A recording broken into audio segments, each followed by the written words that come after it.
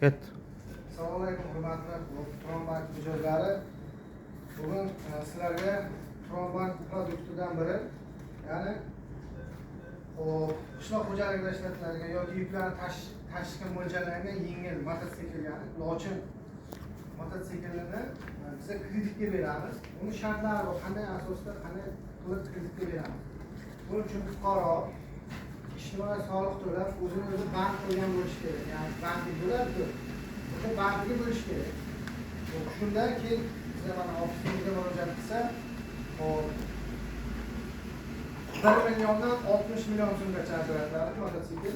Shartnoma o'qiganlaringki, boshlang'ich 10% to'lanadi, qolgani kredit puli.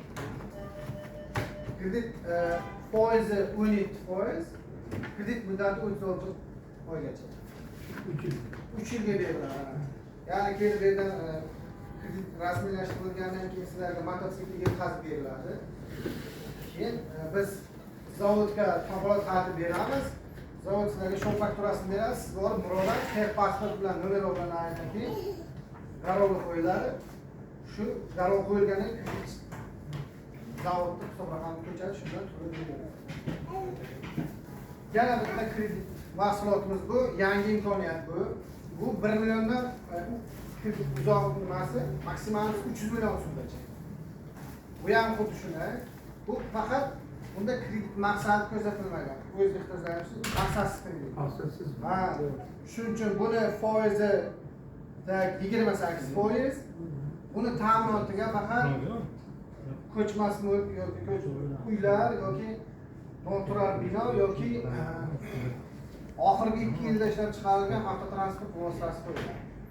Tushunarlimi?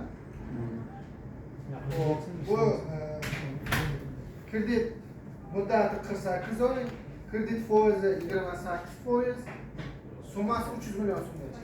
Uni 3 bo'lib, ya'ni kelganlaringda 100 million, 100 million, 100 million qilib 300 million qilib to'lab bank plastik kartasi chiqarib beramiz. Ya'ni biz foiz bank hosil bo'ladi. E'tiborlaringiz uchun rahmat.